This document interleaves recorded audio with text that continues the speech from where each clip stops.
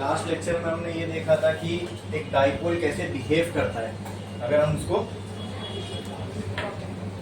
हम उसको external magnetic field के अंदर रखें तो, है ना।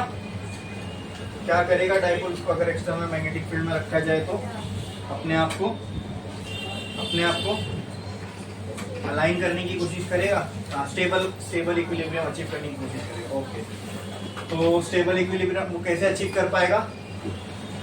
अपने आप को एक्सटर्नल मैग्नेटिक फील्ड के साथ अलाइन करके, है ना। क्या अलाइन होता है एक्सटर्नल मैग्नेटिक फील्ड के साथ? तो मैं बोल सकता हूँ कि डाइपोल जो है वो स्टेबल हो जाएगा, उसका डाइपोल मोमेंट, है ना। जब डाइपोल मोमेंट का डायरेक्शन और मैग्नेटिक फील्ड का डायरेक्शन सेम हो जाए तो हम बोल सकते हैं कि ये अब स्टेबल इक्विलिब्रियम में। क्लियर है?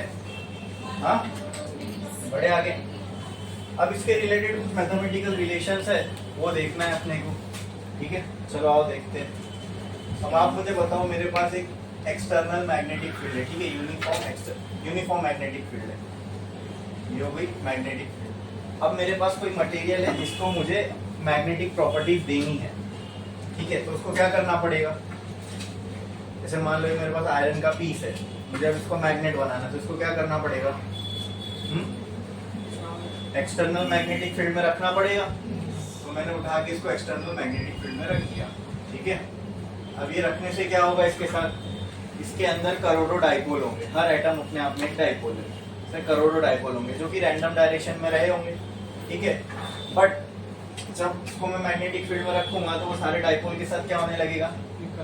वो सब अलाइन होने लगेंगे, उसके वो जो डाइपोल है अलाइन होने लगेंगे मैग्नेटिक फील्ड के डायरेक्शन में, क्योंकि ये इनकी स्टेबल इक्विलिब्रियम पोजीशन है, बराबर। हाँ, इस तरीके से कुछ अलाइनमेंट होगा इनका। अब मुझे बताओ, मुझे करना तो इसको मैग्नेटाइज है ना, मुझे मैग्नेटिक प्रॉपर्टीज किसको देनी है? इसको। तो क्या मैं बोल सकता हूँ I want to magnetize this material? हाँ, मुझे इस मटेरियल को मैग्नेटाइज करना है, क्या ये मैं बोल सकता हूँ? हाँ, ठीक है। तो मेरा पर्पस है इसको मैग्नेटाइज करना। मैग्नेटाइज मतलब समझ में आ रहा है ना, इसको मैग्नेटिक प्रॉपर्टीज दे रहा हूं मैं, इसका मतलब मैं क्या कर रहा हूं? इसको मैग्नेटाइज कर रहा हूं। एक वर्ड हमने उसके लिए डिफाइन कर दिया कि we are magnetizing this material, ठीक है। हाँ, अब अगर मेरा पर्पस इसको मैग्नेटाइज करना है तो इसके बाहर जो भी मैग्नेटिक फील्ड होगी वो इसके लिए कैसी होगी? एक्सटर्नल। इसलिए हम इस मैग्नेटिक फील्ड को क्या बोलते हैं? एक्सटर्नल मैग्नेटिक फील्ड, ठीक है। क्यों एक्सटर्नल मैग्नेटिक फील्ड? क्योंकि जब ये इसके सारे डाइपोल अलाइन हो जाएंगे, जब ये खुद एक डाइपोल बन जाएगा तो इसके पास भी एक मैग्नेटिक फील्ड आ जाएगी, ये नॉर्थ, ये साउथ, बराबर। तो जब इसके खुद के पास जब एक मैग्नेटिक फील्ड आ जाएगी, क्या मैं उस मैग्नेटिक फील्ड को इसकी इंटरनल मैग्नेटिक फील्ड बोल सकता हूँ? हाँ, जो मटेरियल के अंदर से डेवलप हुई या मटेरियल के अंदर डेवलप हुई, बोल सकता हूँ। बोलो, क्लियर है? इसमें क्लैरिटी है सबको? क्या अब तक इसमें किसी को कोई डाउट है? हाँ, ये समझ में आया? ठीक है। तो मैं क्या कर रहा हूँ? इस मटेरियल को इस मैग्नेटिक फील्ड में रखकर इसको मैग्नेटाइज कर रहा हूँ। क्या कर रहा हूँ? क्या कर रहा हूँ? अच्छा, ये जो मैग्नेटाइजेशन है ये हो क्यों रहा है? What is the reason for the magnetization? हाँ, ये जो मटेरियल है ये मैग्नेटाइज हो रहा है, क्यों हो रहा है? रीजन क्या है उसके पीछे का? ठीक है, एक्सटर्नल मैग्नेटिक फील्ड में रखा तो हुआ क्या उससे? हाँ, तो ये मेन रीजन है ना, मटेरियल के मैग्नेटाइज होने का रीजन ही कि डाइपोल अलाइन होना। अगर मैं एक्सटर्नल मैग्नेटिक फील्ड में रख देता और कुछ ही नहीं होता डाइपोल के साथ, तो क्या ये मैग्नेटाइज होता? नहीं है, जरूरी है एक्सटर्नल मैग्नेटिक फील्ड, लेकिन जो मेन प्रॉपर्टी है मटेरियल की जिसके वजह से वो मैग्नेटाइज हो रहा है वो क्या है? जो उसके अंदर से आ रही है, वो प्रॉपर्टी मटेरियल के अंदर है ना। मटेरियल चाहेगा तो होएगा, तो मैं वुड को रख दूं एक्सटर्नल मैग्नेटिक फील्ड में तो क्या वो मैग्नेटाइज हो जाएगा? नहीं ना। तो वो तो मटेरियल के ऊपर डिपेंड करता है वो मैग्नेटाइज होगा या नहीं होगा। तो वो कौन सी प्रॉपर्टी है मटेरियल की जिसकी वजह से वो मैग्नेटाइज हो रहा है? उसके एटम्स के डाइपोल मूवमेंट, बराबर बराबर। जब डाइपोल मूवमेंट अलाइन होंगे तो मैं कह सकता हूं कि मटेरियल मैग्नेटाइज हो रहा है। बोलो, क्लियर है? अब इस मैग्नेटाइजेशन को मुझे क्वांटिफाई करना है। मैं आपसे पूछूं, मुझे बताओ कितना हुआ ये मैग्नेटाइज? मैंने एक मटेरियल को एक्सटर्नल मैग्नेटिक फील्ड में रखा, ठीक है, एक मैग्नेटिक मटेरियल था, उसको मैंने एक्सटर्नल मैग्नेटिक फील्ड में रखा। तो इसके डाइपोल अलाइन होना स्टार्ट होंगे। मैं पूछूंगा आपसे, बोलो ये कितना मैग्नेटाइज हुआ। अब इसको हमको क्वांटिफाई करना है ना, इसका मैग्नेटाइजेशन कितना हो रहा है, या फिर अच्छा हो रहा है, अच्छे से मैग्नेटाइज हुआ नहीं हुआ, तो उसके लिए हमको क्या करना पड़ेगा, उसको एक नंबर देना पड़ेगा, मतलब उसकी एक वैल्यू निकालनी पड़ेगी मैग्नेटाइजेशन की। अब जब अपने को वैल्यू की जरूरत पड़ती है तो उसके लिए अपने को क्या चाहिए, फॉर्मूला चाहिए। ठीक है, तो मैग्नेटाइजेशन को हम लोग मैथमेटिकली कैसे डिफाइन कर सकते हैं, तो मैग्नेटाइजेशन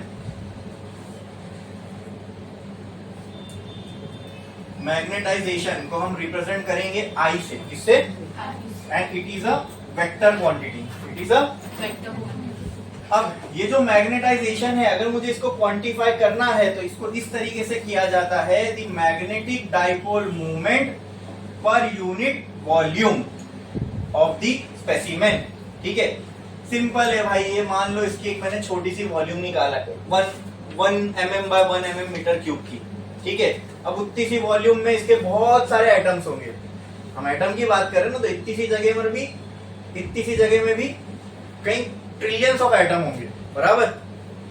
अब मैंने देखा कि इतने सी जगह में एक यूनिट वॉल्यूम में, यानी 1 mm बाय 1 mm की वॉल्यूम में कितने डाइपोल अलाइन हुए, तो उससे मैं अंदाजा लगा सकता हूं कि अगर ये 10 बाय 10 का है तो कितने हुए होंगे, बराबर। ठीक है, तो मैग्नेटाइजेशन का मतलब क्या, मैग्नेटाइजेशन हो रहा है मतलब ये कि डाइपोल अलाइन हो रहे मैग्नेटिक फील्ड के साथ, बराबर। तो अगर मुझे मैग्नेटाइजेशन कितना हुआ वो क्वांटिफाई करना है तो मुझे यही चेक करना पड़ेगा ना, कितने डाइपोल अलाइन हुए, बराबर। तो डाइपोल मूवमेंट पर यूनिट वॉल्यूम, ये आपको किसका आंसर देगा, या ये आपको क्या बताएगा कि कितना मैग्नेटाइजेशन हुआ। ठीक है, ये आपको मैग्नेटाइजेशन की वैल्यू देगा। बोलो क्लियर है। हाँ, और आपको पता होगा मैग्नेटिक मोमेंट का हमने करंट कैरिंग लूप के लिए जो फॉर्मूला था वो निकाले थे, I इंटू ए। आप ये भी यहाँ पे पुट कर सकते हो, I बराबर IA बाय V। ठीक है, फिर V को आप A इंटू एल भी लिख सकते हो, वो भी एक आपको फॉर्मूला आ सकता है, I is equal to IA। Volume को आप A इंटू एल, तो ये A कैंसिल हो जाएगा, I इज इक्वल टू क्या बचेगा, I बाय एल। ठीक है, तो इसी से ना दोस्तों आपको ये समझ में आएगा इसकी यूनिट क्या है। ठीक है, यहाँ पे यूनिट की क्लैरिटी नहीं मिलती, यहाँ से आपको यूनिट भी समझ में आएगा। करंट की यूनिट क्या है, एम्पियर। लेंथ की यूनिट क्या है, तो मैग्नेटाइजेशन की यूनिट क्या हो गई, एम्पियर पर मीटर। ये हो गई मैग्नेटाइजेशन की यूनिट। बोलो क्लियर है, समझ में आया। अब जो हमने लास्ट लेक्चर में थियोरेटिकली समझा था, अब हम उन चीजों को क्वांटिफाई कर रहे हैं। ठीक है, उनकी एक्चुअल वैल्यूज अगर हमको चाहिए तो कैसे मिलेगी वो हम देख रहे हैं। बोलो क्लियर है। सिंपल सा लॉजिक था ना इसका। मैंने क्या कहा कि अगर मुझे किसी मटेरियल को मैग्नेटिक प्रॉपर्टी, किसी मटेरियल में मैग्नेटिक प्रॉपर्टीज लाना है, मतलब मुझे उसको मैग्नेट जैसा बनाना है, तो क्या मैं बोल सकता हूँ मैं उस मटेरियल को मैग्नेटाइज कर रहा हूँ। ठीक है, तो अगर हमने एक टर्म डिफाइन कर दिया, एक मटेरियल को मैग्नेट बनाना मतलब हम उसको मैग्नेटाइज कर रहे हैं। क्या कर रहे हैं, अब ये मैग्नेटाइजेशन का मतलब क्या, मैग्नेटाइज हो रहा है मटेरियल, इसका मतलब क्या, इसमें क्या हो रहा है, इसके अंदर डाइपोल अलाइन हो रहे हैं। ठीक है, अब कितना ये, मैं आपसे पूछूं कितना ये मैग्नेटाइज हुआ, कैसे पता लगाओगे, तो हमने समझा कि मैग्नेटाइजेशन मतलब डाइपोल का अलाइन होना। अब पर यूनिट वॉल्यूम जितने डाइपोल अलाइन हुए होंगे उतना इसका मैग्नेटाइजेशन हुआ होगा। आई बात समझ में, क्लियर है। फिर उसके अंदर थोड़े हमने फॉर्मूला जो हमको ऑलरेडी मालूम थे पुट किए, तो एक और वेरिएशन मिला, वहां से हमको इसकी यूनिट भी समझ में आ गई। बोलो क्लियर है। हाँ क्लियर है, इसमें किसी को कोई डाउट है, समझ में आया, पक्का पक्का। हाँ, अब मैं आपसे एक चीज पूछता हूँ कि मान लो लेट से कि ये जो एक्सटर्नल मैग्नेटिक फील्ड है, यहाँ पर मान लो ये दीवार से ये दीवार पे एक मैग्नेटिक फील्ड लाइन जा रही है इस तरीके से। ठीक है, मैंने एक material line magnetic field line के बीच में रख दिया, मैग्नेटिक मटेरियल, तो क्या होगा इस मटेरियल के साथ, इसके डाइपोल अलाइन होना स्टार्ट होंगे। अब मैं आपसे एक सवाल पूछता हूँ कि अगर ये मैग्नेटिक फील्ड लाइन जो यहाँ से जा रही है, इसकी वैल्यू लेट से 10 टेस्ला है, कितनी, 10 टेस्ला। अब मैंने ये मटेरियल को इसमें रख दिया, ठीक है, तो ये भी मैग्नेट जैसा बनेगा, हाँ same direction of magnetic field के जैसे इसके भी पोल्स बनेंगे। ठीक है, अब आप मुझे ये बताओ कि जो नेट मैग्नेटिक फील्ड होगी, नेट का मतलब टोटल ओवरऑल, ठीक है, तो यहाँ पे जो नेट मैग्नेटिक फील्ड होगी जिस हिस्से में मटेरियल रखा गया है, वहां पे मैग्नेटिक फील्ड 10 टेस्ला से ज्यादा होगी, 10 टेस्ला से कम होगी, या 10 टेस्ला ही होगी, कितनी होगी 10 टेस्ला। क्यों? क्योंकि यही 10 टेस्ला तो जा ही रही थी, उसी में मैंने इसमें रख दिया, वही मैग्नेटिक फील्ड इसमें से भी जाएगी, मतलब वो इसकी भी मैग्नेटिक फील्ड हो गई बराबर। तो इसमें से भी जो मैग्नेटिक फील्ड, तो नेट मैग्नेटिक फील्ड यहाँ पे कितनी हो जाएगी बोलो, बी नेट। अगर मैं आपसे पूछूं तो कितनी हो जाएगी वो, the magnetic field which is inside the material, और वो कितनी है, कितनी है 10 टेस्ला। कितनी है 10 टेस्ला। ठीक है, समझ में? हाँ, लेकिन ये आंसर गलत है।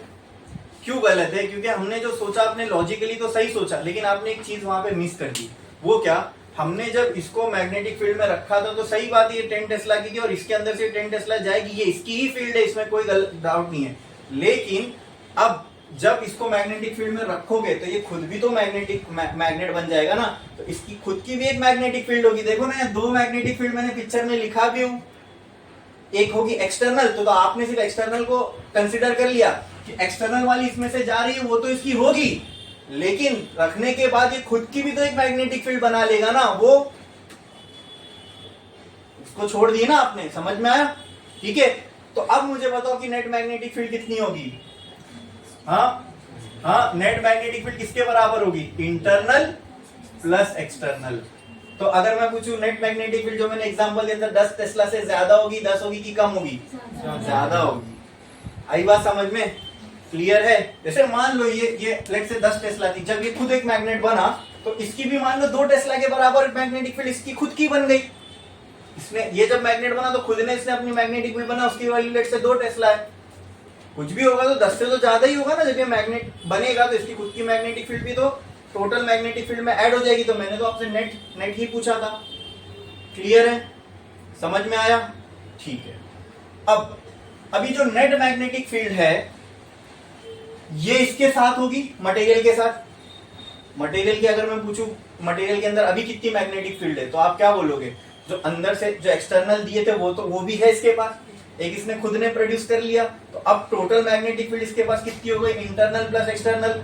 ठीक है, अब मुझे उसकी वैल्यू बताओ, मुझे उसकी वैल्यू दो। तो क्या इसके लिए अपने को मैथमेटिकल रिलेशन चाहिए नेट मैग्नेटिक फील्ड का, तो अभी हम लोग वही निकालने वाले। बोलो क्लियर है? अच्छा, और एक चीज मैं आपसे पूछता हूँ, एग्जाम्पल। अब एक और क्वांटिटी हम लोग डिफाइन करने जा रहे हैं, इससे पहले कि हम नेट मैग्नेटिक फील्ड निकालने में आगे बढ़े। एक मटेरियल लिया मैंने, जैसे कि इसको यहाँ रख दिया। लेट से इसके अंदर 10 करोड़ डाइपोल है, एग्जाम्पल के लिए समझने के लिए बोल रहा हूँ। इसके अंदर 10 करोड़ डाइपोल है। ठीक है, अब मैंने क्या किया कि इसको एक्सटर्नल मैग्नेटिक फील्ड में रखा। ठीक है, और मैं धीरे धीरे मैग्नेटिक फील्ड बढ़ाना स्टार्ट किया। पहले मैंने 1 टेस्ला किया। ठीक है, तो मैंने देखा कि 1 करोड़ डाइपोल जो है अलाइन हो गए, लेकिन अभी भी 9 करोड़ डाइपोल अलाइन नहीं हुए। तो मैंने मैग्नेटिक फील्ड को बाहर से और बढ़ाया। तो क्या होगा, एक्चुअल में बढ़ाने से होता क्या है कि ये मैग्नेटिक फील्ड लाइन अभी दूर दूर है ना, जैसे जैसे मैं मैग्नेटिक फील्ड की वैल्यू को बढ़ाऊंगा, स्ट्रेंथ को, तो ये मैग्नेटिक फील्ड लाइन क्लोज आती जाती है। ये हमने properties of magnetic field lines में समझे थे। जितनी मैग्नेटिक फील्ड स्ट्रांग होगी उतनी मैग्नेटिक फील्ड लाइंस क्लोज होगी। ठीक है, तो मैंने क्या किया, अब 2 टेस्ला कर दिया इसकी वैल्यू। तो अब 1 करोड़ की बजाय अब 2 करोड़ डाइपोल लेट से अलाइन हो गए। फिर 3 टेस्ला किया, 3 करोड़। आ रही है बात समझ में? तो धीरे धीरे इसका मैग्नेटाइजेशन क्या होता जा रहा है, बढ़ता जा रहा है। तो क्या मैं आपको ये बोल सकता हूं, क्या इससे हम लोग ये समझ सकते हैं कि जो इसके अंदर का मैग्नेटाइजेशन है वो डिपेंड कर रहा है एक्सटर्नल मैग्नेटिक फील्ड पे। हाँ, और ये जो मैग्नेटिक फील्ड की वैल्यू हम बढ़ा रहे हैं, इसको हमने एक नाम दिया, कॉल्ड एज मैग्नेटिक इंटेंसिटी। क्या? या मैग्नेटिक फील्ड इंटेंसिटी। क्या? Magnetic field intensity. अब क्या इसको इतना ही बड़ा बड़ा बार बार लिखेंगे, तो इसके लिए हमने एक साइन भी इसको सिंबलाइज कर दिया H से, और इस H को क्या बोला जाता है, मैग्नेटिक फील्ड इंटेंसिटी। इंटेंसिटी समझ गए ना, इस ताकत, इतनी ताकत मैग्नेटिक फील्ड लगा रही है, क्या करने, इसके डाइपोल को अलाइन करने। सिंपल। आई बात समझ में? क्लियर है? वैसे तो इंटेंसिटी होती है energy per unit area per unit time, ठीक है, बट इन शॉर्ट आप ये समझ सकते हो कि वो ताकत है जो मैग्नेटिक फील्ड लगा रही है इसके डायपोल को। भाई इसको एनर्जी चाहिए ना, हमने देखा ना डायपोल को घूमने के लिए पोटेंशियल एनर्जी का फॉर्मूला निकाला था हमने। डायपोल को अगर स्टेबल होना है तो उसको एनर्जी चाहिए, तो एनर्जी कहां से मिलेगी, वो मैग्नेटिक फील्ड ही देगा उसको। आ रही है बात समझ में, क्लियर है? हाँ, तो क्या ऐसी मैग्नेटिक फील्ड की, तो हमने एक टर्म डिफाइन किया कि इसको बढ़ाओगे तो अलाइनमेंट बढ़ता जाएगा। तो किसको बढ़ाने से अलाइनमेंट बढ़ेगा? मैग्नेटिक फील्ड इंटेंसिटी, यानी सिंपल मैग्नेटिक फील्ड की स्ट्रेंथ, मैग्नेटिक फील्ड की ताकत, इसको बढ़ाओ तो और ज्यादा डाइपोल अलाइन होंगे और मैग्नेटाइजेशन और ज्यादा होगा। ओ अच्छा, ऐसे, इसका मतलब सर आप ये कह रहे हो कि मैग्नेटाइजेशन वो डायरेक्टली प्रोपोर्शनल है इंटेंसिटी के? हाँ, क्या ये बात सही है? जितनी ज्यादा मैं ताकत दूंगा मैग्नेटिक फील्ड की बाहर वाली, उतना ज्यादा इसके अंदर मैग्नेटाइजेशन होगा। अब मैग्नेटाइजेशन बोलूंगा तो सिंपल समझ जाना, मैग्नेटाइजेशन का मतलब डाइपोल का अलाइन होना। इसका मतलब जितनी ज्यादा मैं मैग्नेटिक फील्ड की ताकत बाहर से लगाऊंगा उतना ज्यादा अंदर डाइपोल अलाइन होंगे, मतलब उतना ज्यादा मैग्नेटाइजेशन होगा। तो क्या ये रिलेशन ट्रू है इसके लिए? हाँ, ठीक है। तो अभी हमने दो टर्म्स हमने डिफाइन किए, दो प्रॉपर्टीज डिफाइन की इतने पूरे सिनेरियो के लिए। एक था मैग्नेटाइजेशन और एक था मैग्नेटिक फील्ड इंटेंसिटी, ठीक है, H। अब ये दोनों चीजें रिस्पॉन्सिबल है, ठीक है, इस मटेरियल के मैग्नेटाइजेशन के लिए, बराबर। या फिर इसमें जो मैग्नेटिक फील्ड बन रही है वो दो वजहों से बन रही है, एक इसके खुद के डाइपोल की वजह से और दूसरा एक्सटर्नल मैग्नेटिक फील्ड की वजह से। किसकी वजह से? तो अगर मैं आपसे पूछूं कि इसकी जो नेट मैग्नेटिक फील्ड है, क्या मैं बोल सकता हूं वो डायरेक्टली प्रोपोर्शनल होगी I प्लस H के? हाँ, बोलो बोलो बोलो। हाँ, इसकी जो नेट मैग्नेटिक फील्ड है वो डायरेक्टली प्रोपोर्शनल होगी I प्लस H के। यहां बिठा दो।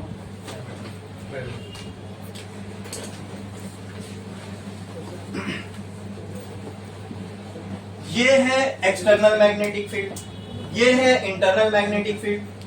दो चीजें हैं जो मटेरियल के मैग्नेटाइजेशन, या दो चीजें हैं जो मिलके मैग्नेटिक फील्ड बना रही है मटेरियल की। कौन कौन सी?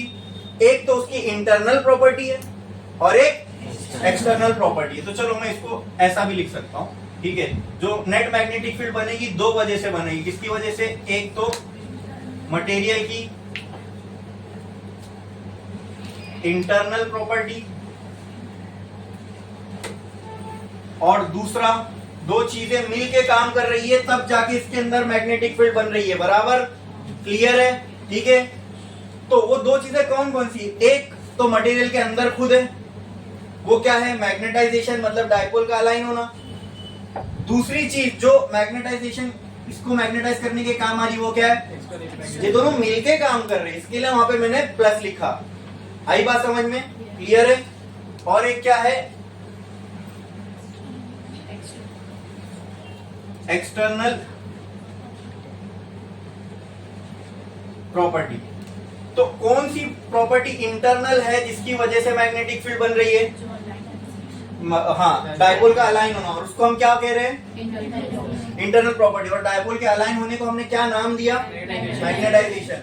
तो क्या मैं बोल सकता हूँ ये तो मैग्नेटिक फील्ड जो बनेगी, एक तो मैग्नेटाइजेशन की वजह से बनेगी डाइपोल के अलाइन होने से, और दूसरा जो बाहर मैग्नेटिक फील्ड है उसकी वजह से। तो बाहर का जो फैक्टर है, क्या मैं बोल सकता हूँ वो ये है?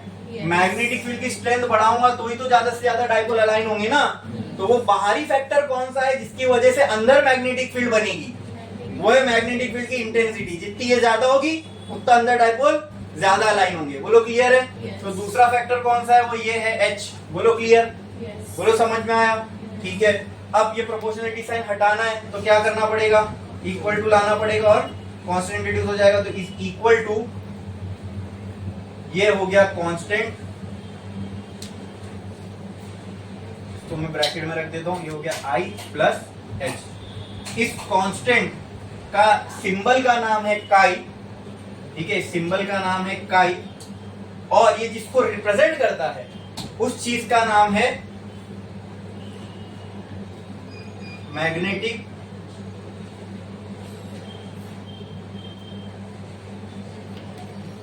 ससेप्टिबिलिटी। ये सिंबल का नाम क्या है? जैसे सिंबल का नाम टाउ है, वो रिप्रेजेंट करता है टॉर्क को। सिंबल का नाम एफ है, वो रिप्रेजेंट करता है फोर्स को। ऐसे सिंबल का नाम काई है, ये रिप्रेजेंट किसको करता है? मैग्नेटिक। अच्छा, अब मैग्नेटिक ससेप्टिबिलिटी जो हमने डिफाइन की, ये क्या है? तो magnetic susceptibility is the ability of the material, ऐसा बोल सकते हो, टू अब्सॉर्ब मैग्नेटिज्म। इसका मतलब अगर ये काई की वैल्यू किसी मटेरियल के लिए ज्यादा है, इसका मतलब वो अच्छे से मैग्नेटिज्म को अपने अंदर अब्सॉर्ब कर सकता है। इसका मतलब क्या? उसके डाइपोल जल्दी जल्दी और अच्छे से अलाइन, फटाफट अलाइन हो जाएंगे, बराबर। और अगर ये काई की वैल्यू कम है, यानी ये मैग्नेटिक फील्ड को इतना अच्छे से अपने अंदर से फ्लो होने नहीं देगा, या मैग्नेटिज्म को अपने अंदर अच्छे से अलाउ नहीं करेगा। आई बात समझ में? ससेप्टिबल यानी ये किसी चीज के लिए आप ससेप्टिबल हो, मतलब उस चीज को आप कितना अच्छे से अब्सॉर्ब कर सकते हो अपने अंदर। ठीक है, बोलो क्लियर है? yes. आई समझ में? इतना समझ में आया? इसमें किसी को कोई डाउट है? पक्का? पक्का? yes. बढ़े आगे, बोलो। yes.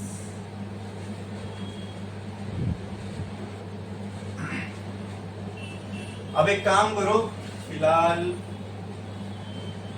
इसको कॉपी कर लो, एक लाइन छोड़ो, स्टार डालो।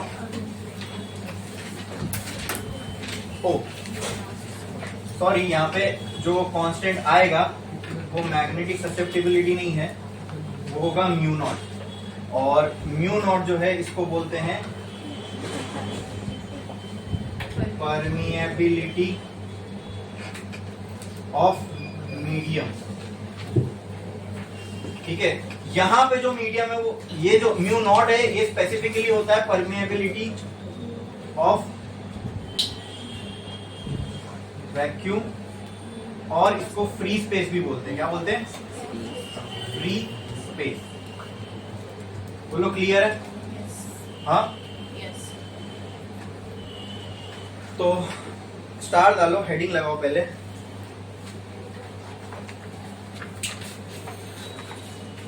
मैग्नेटाइजेशन लिखा आपने? हाँ, उसके लिए पहले मैं आपको एक डेफिनेशन बोलता हूँ, वो लिखो। या इसका ये जो जैसा दिख रहा है इसको आप लिख सकते हो, या पहले मैं आपको कंसेप्चुअल डेफिनेशन देता हूँ, वो लिखो, उसके बाद ये मैथमेटिकल रिलेशन वाला लिखना। Magnetization, the process of alignment of dipole, the process of alignment of dipole of the material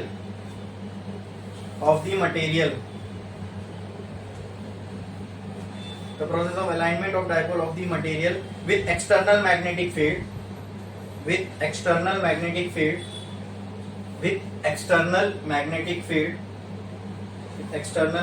field is called as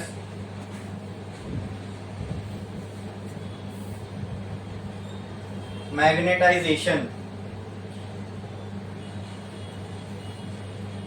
ठीक है, ओ आर और करके नीचे एक और डेफिनेशन लिखो। ऐसा एक लाइन छोड़ो, बीच में आओ, ओ आर और लिखो, सर्कल मारो, फिर उसके नीचे एक लाइन में आओ, फिर एक और डेफिनेशन बोलता हूँ मैग्नेटाइजेशन का, वो लिखो। Magnetization, it is defined as the ratio of magnetic moment per unit volume.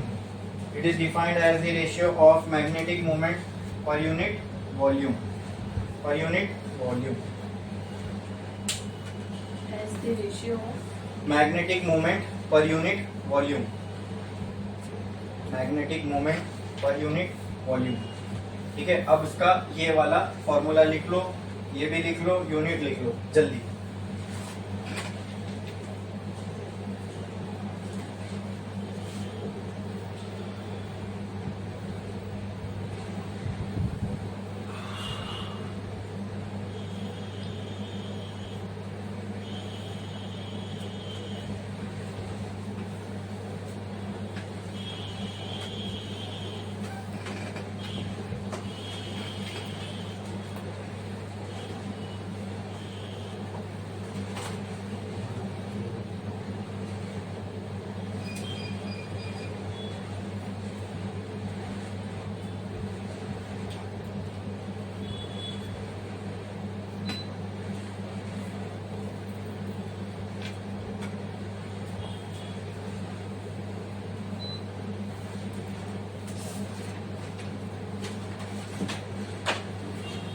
गया लिख के?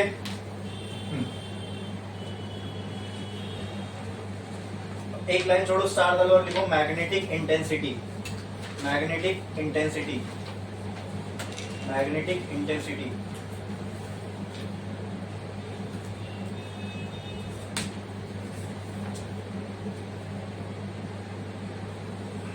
एच, उसका सिंबल भी लगा दो।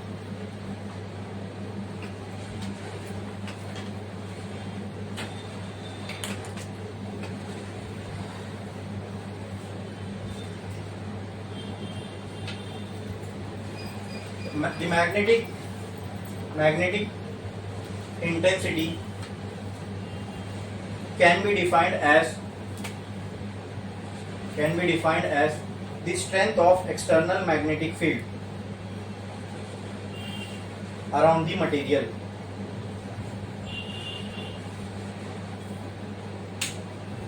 ये मत लिखो, ये मत लिखो, जो बोलूंगा वही लिखो, समझाने के लिए बोला था मैंने, इक्वल टू भी नहीं लिखा। Strength of Magnetic intensity can be defined as the strength of external magnetic field around the material, around the material, around the material, around the material। लिखे इतना?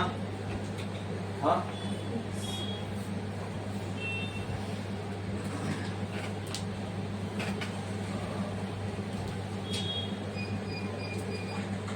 एक लाइन छोड़ो, एक लाइन छोड़ो और लिखो।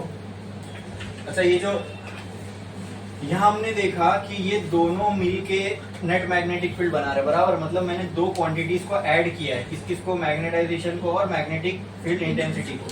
और आपको पता है, ये आपने यूनिट्स इन मेजरमेंट में पढ़ा था, दो फिजिकल क्वांटिटीज तभी ही ऐड हो सकती है या सब्ट्रैक्ट हो सकती है जब वो दोनों सेम, जब उनके दोनों की यूनिट्स सेम। ठीक है, तो अगर इसकी यूनिट एम्पियर पर मीटर है तो मैग्नेटिक फील्ड इंटेंसिटी की भी यूनिट जो होगी वो क्या होगी? Ampere per metre. ठीक है, तो एक लाइन छोड़ के लिख दो, यूनिट डैश डाल के ampere per metre, ampere per metre. ठीक है, एम्पियर पर मीटर।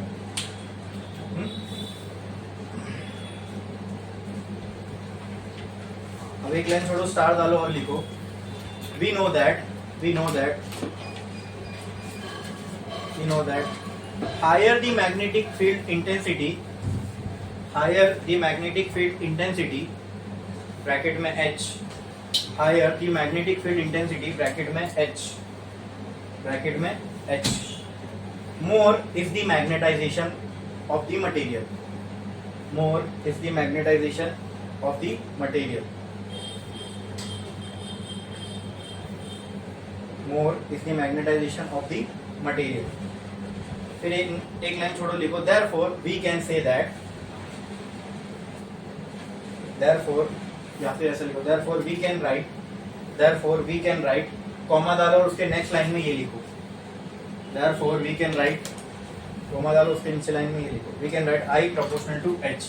अगर I प्रोपोर्शनल है H के और इसके यहाँ से हमको इक्वल प्रोपोर्शनलिटी साइन हटानी, इक्वल टू लाना है, तो क्या इंट्रोड्यूस करना पड़ेगा? यहाँ पर जो इंट्रोड्यूस होता है कांस्टेंट, दैट इज काय। ठीक है, लिख दो I proportional to H। Next line में I is equal to chi H, इसके नीचे लिखो वेर लिखो काय और एरो डालो, वेर काय इज मैग्नेटिक ससेप्टिबिलिटी,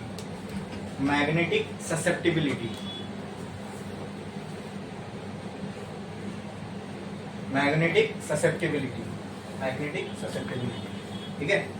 हाँ, और उसके नीचे काय को डिफाइन भी कर देते हैं। चलो लिखो मैग्नेटिक, के नीचे लिखो, उसके नीचे लिखो मैग्नेटिक ससेप्टिबिलिटी ब्रैकेट में काय, मैग्नेटिक ससेप्टिबिलिटी ब्रैकेट में काय। हाँ, उसका डेफिनेशन बोल रहा हूँ, लिखो इट इज डिफाइंड एज, इसके नाम में ससेप्टिबिलिटी, इसका मतलब एबिलिटी, ये एक एबिलिटी है मटेरियल की, क्या करने की? To absorb magnetism. तो it is defined as the ability of the material to absorb magnetism, to absorb magnetism. तो इससे हम सिंपली ये समझ सकते हैं कि अगर काय की वैल्यू ज्यादा होगी किसी मटेरियल के लिए तो वो एक अच्छा मैग्नेटिक मटेरियल है, अगर काय की वैल्यू कम होगी किसी मटेरियल के लिए तो वो उतना अच्छा मैग्नेटिक मटेरियल नहीं है। सिंपल समझ में आया? तो काय हमको ये कमेंट करने की क्या बोलते हैं, कमेंट करने का आइडिया देता है। काय जानकर हम ये कमेंट कर सकते हैं किसी मटेरियल के ऊपर काय की वैल्यू से। क्लियर है? समझ में आया? ठीक है, अब आते हैं नेट मैग्नेटिक फील्ड पे। एक लाइन छोड़ो, स्टार डालो और लिखो net magnetic field. Net magnetic field in the material, in the material, net magnetic field in the material, net magnetic field in the material. ठीक है? इसके नीचे पहले एक लाइन छोड़ के एक स्टेटमेंट लिख दो, the net magnetic field in the material is due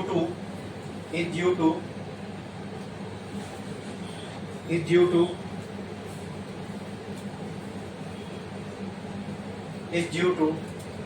an internal property of the material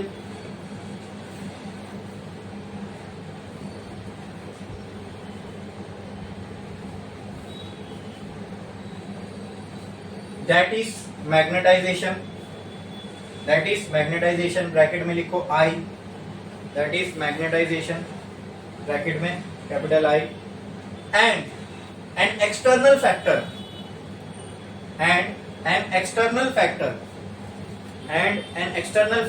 which is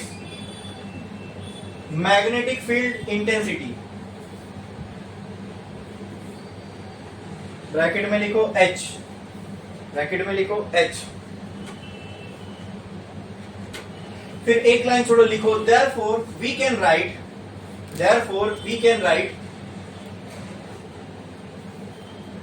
external factor लिखो, therefore we can write, लिखो ये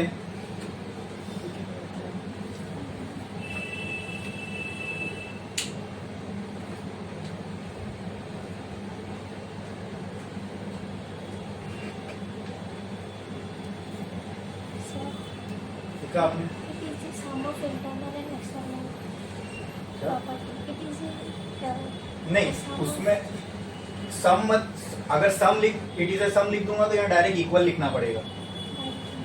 ठीक है? Net magnetic field, if I write net magnetic field is the sum of internal and external factor, तो यहाँ direct equal डालना पड़ेगा ना। फिर मैं प्रोपोर्शनलिटी साइन कैसे रख सकता हूँ? डिपेंड करता है, ये बोल सकता हूँ। फिर इक्वल किसके होगा? जब ये प्रोपोर्शनल आ जाएगा साथ में फिर इक्वल होगा। ठीक है?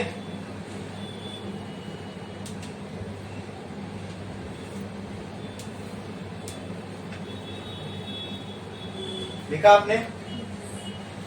अब यहाँ पे आपको एक दिख रहा होगा कांस्टेंट हमने डाला है परमिएबिलिटी, इसके नाम में भी एबिलिटी आ रहा है, यानी ये भी एक एबिलिटी है, ये भी आपको एक एबिलिटी बताएगा किसी चीज की। तो परमिएबिलिटी क्या होता है? It is the ability of the material और medium to allow magnetic field lines to flow through it. ठीक है? ऐसी एक प्रॉपर्टी थी परमिटिविटी जो रोकता था इलेक्ट्रिक फील्ड लाइन को to flow through it. Permeability magnetism की प्रॉपर्टी है, वो इलेक्ट्रोस्टैटिक की प्रॉपर्टी है, ये मैग्नेटिज्म की प्रॉपर्टी है। ये क्या करता है? मैग्नेटिक फील्ड लाइंस को अलाउ करेगा। इसका मतलब जिस मीडियम की परमिएबिलिटी ज्यादा है, मतलब वो ज्यादा मैग्नेटिक फील्ड को अपने अंदर से फ्लो होने देगा। जिस मीडियम की परमिएबिलिटी कम है वो अपने अंदर से कम मैग्नेटिक फील्ड लाइंस को फ्लो होने देगा। बोलो इतना क्लियर है? Yes. तो ये है ना, साइड में ऐसा बॉक्स डाल के लिखो परमिएबिलिटी और ब्रैकेट में सिर्फ म्यू लिखना, अब म्यू नॉट मत लिखना। म्यू नॉट एक स्पेसिफिक मीडियम की परमिएबिलिटी है जो कि वैक्यूम है, समझे? एक्चुअल में जो प्रॉपर्टी वो तो सिर्फ म्यू है। अगर मैं यहाँ नॉट लगा दिया इसका मतलब मैंने परमिएबिलिटी डिफाइन कर दिया वैक्यूम के लिए। ब्रैकेट में लिखो परमिएबिलिटी और उसका सिंबल लगाओ म्यू, उसका डेफिनेशन बोल रहा हूं वो लिखो इट इज द एबिलिटी, यानी मैं आपको ये जो नोट्स बता रहा हूँ ना डेरिवेशन के अंदर ही आपको ये सारी चीजें बताते हुए चल रहा हूं ताकि जब आप सेल्फ स्टडी करने बैठो तो सब आपके सामने रहे। परमिएबिलिटी ब्रैकेट में लिखा आपने म्यू, उसका डॉट डालो, उसका डेफिनेशन लिखो। It is the ability of the material और medium it is the ability of material और मीडियम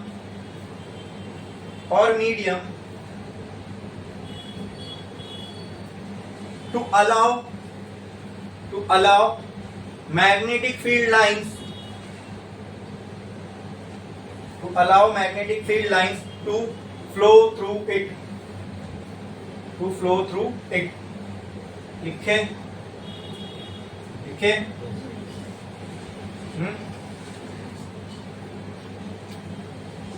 म्यू नॉट क्या होती है? परमेबिलिटी ऑफ फ्री स्पेस, और इसका वैल्यू लिख दो, mu nought equal to 4 pi into 10⁻⁻⁷ constant है। ठीक है, लिख लिया इतना। चलो अब आगे बढ़ते हैं। क्या यही फॉर्मूले से मैं h की भी वैल्यू निकाल सकता हूं यहां वहां करके? हाँ, can I write B net by mu not minus I is equal to H? हाँ, तो ये मैग्नेटिक इंटेंसिटी का फॉर्म कुछ नहीं किया, बस यहाँ वहां टर्म्स को रीअरेंज करें, एच का फॉर्मूला आ गया। ठीक है, तो लिखो mathematical relation for magnetic intensity, mathematical relation for magnetic field intensity H, और ये हो जाएगा उसके लिए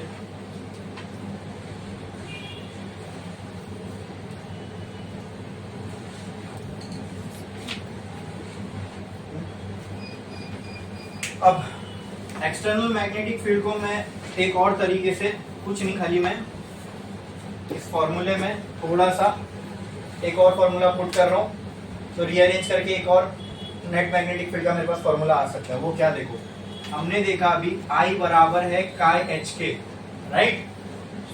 हाँ, तो अगर मैं इस रिलेशन में इसको पुट कर दूं, mu naught chi H plus H, चलेगा? तो क्या मैं बी नेट को ऐसा लिख सकता हूँ, B net will be equal to mu not chi plus 1, और एच को मैंने कॉमन ले लिया। ये एक और फॉर्मूला हो गया नेट मैग्नेटिक फील्ड का, लिखो। क्लियर है? समझ में आया? नेट मैग्नेटिक फील्ड का एक और फॉर्मूला इन टर्म्स ऑफ काय,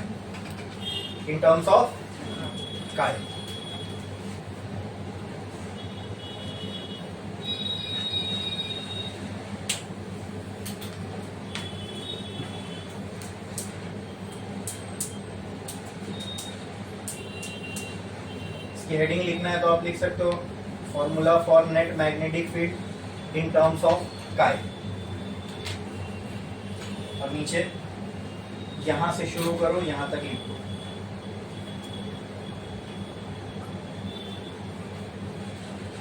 करो जल्दी।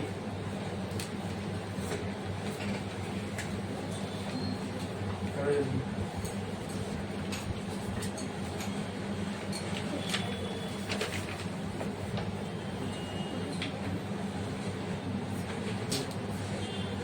ठीक है,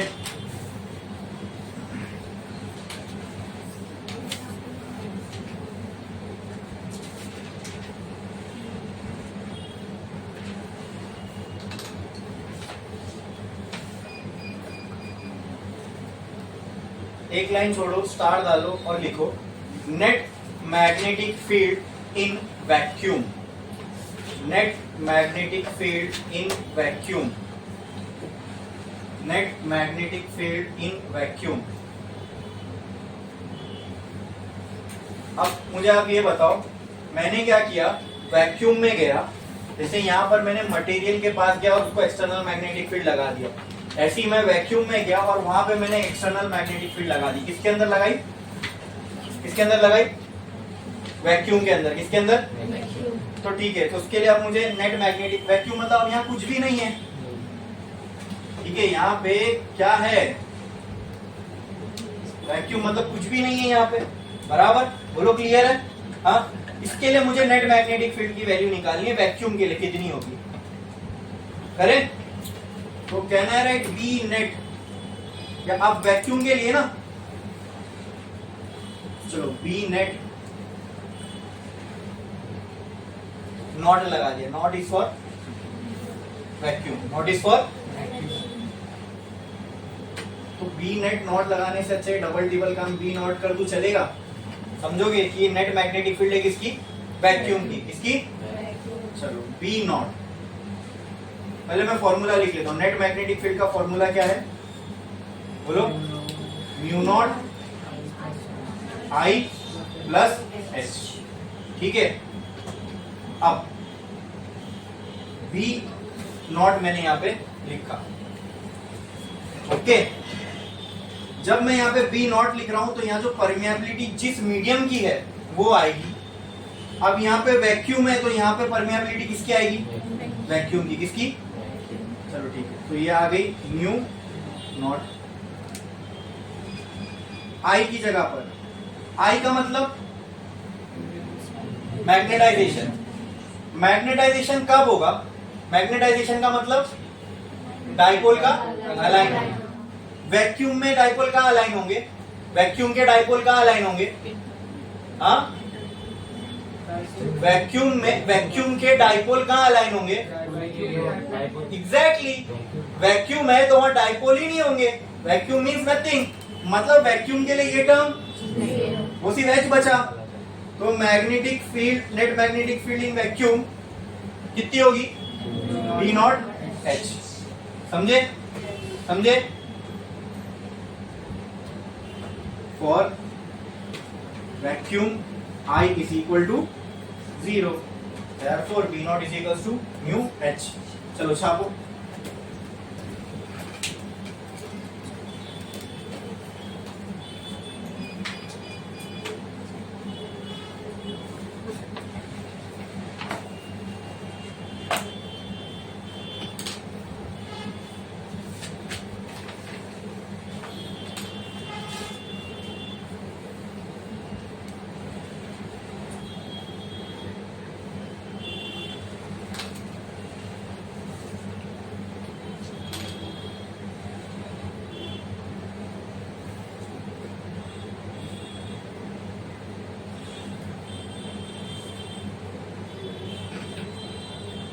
हो गया लिख के? एक लाइन जोड़ो, स्टार डालो, लिखो net magnetic field for a medium. Net magnetic field for a medium. अगर वैक्यूम में कुछ नहीं है तो वहां पे जो नेट मैग्नेटिक फील्ड होगी वो इतनी होगी, ठीक है। अब अगर आपने मैग्नेटिक फील्ड ली और किसी मीडियम से गुजारा उसको, ठीक है, तो net magnetic field for a medium. तो अब मीडियम के पास नेट मैग्नेटिक फील्ड आ जाएगी। नेट कैसे? एक तो बाहर वाली और एक वो जो उसने खुद अंदर प्रोड्यूस की। तो net magnetic field for a medium. तो सबसे पहले बी नेट का फॉर्मूला बताओ। बी नेट का फॉर्मूला क्या है? Mu not I plus H. बोलो इतना क्लियर है? अब ये तो मीडियम है, यहां पर आई जीरो नहीं होगा, मीडियम में डाइपोल होंगे, डाइपोल अलाइन होंगे, देयरफॉर तो डाइपोल अगर अलाइन होंगे तो इसका कुछ मैग्नेटाइजेशन होगा, और मैग्नेटाइजेशन बराबर होता है काई एच के। हाँ, तो कहना है right, B net is equal to mu not chi H plus H. बोलो, कहना है right, B net is equal to mu not chi plus H into H. बोलो क्लियर है? Now compare this equation with this. Comparing above equation with, अच्छा ये तो net की equation थी। अब मुझे किसी मीडियम के लिए निकालना है ना, तो मैं यहां पे क्या लगा रहा हूं? B M. फिर यहां पे भी क्या, जैसे हमने नेट मैग्नेटिक फील्ड का फॉर्मूला लिखे, फिर जिसके लिए निकाल रहे थे मैग्नेटिक फील्ड उसको लिखे। यहां पर भी हमने नेट मैग्नेटिक फील्ड का फॉर्मूला लिखा। अब किसके लिए निकाल रहे? मीडियम के लिए, तो B M for medium. Clear है? Now compare this equation with B naught is equals to mu naught into H. ठीक है, तो जरा बताओ मुझे यहाँ पे देखकर किसकी जगह पर आपको क्या दिख रहा है? देखो समझो इस बात को। ये क्या थी? मैग्नेटिक फील्ड, ठीक है, फॉर वैक्यूम। ये क्या है? मैग्नेटिक फील्ड फॉर मीडियम, ठीक है। यहां पर परमिएबिलिटी है, एंड परमिएबिलिटी मल्टीप्लाइड किससे? मतलब मैग्नेटिक फील्ड इंटेंसिटी से वो जो मीडियम है उसकी परमिएबिलिटी मल्टीप्लाइड होना चाहिए। क्या ये देख के मैं ऐसा बोल सकता हूं, जैसे कि ये वैक्यूम था तो मैग्नेटिक फील्ड ऑफ वैक्यूम किसके बराबर I, magnetic field intensity multiplied by permeability of vacuum.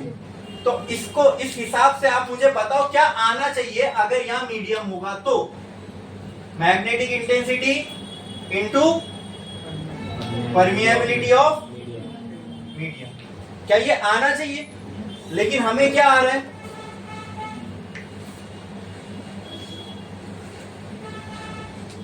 बराबर, मतलब भाई ये पूरा टर्म म्यू एम के बराबर है, खत्म।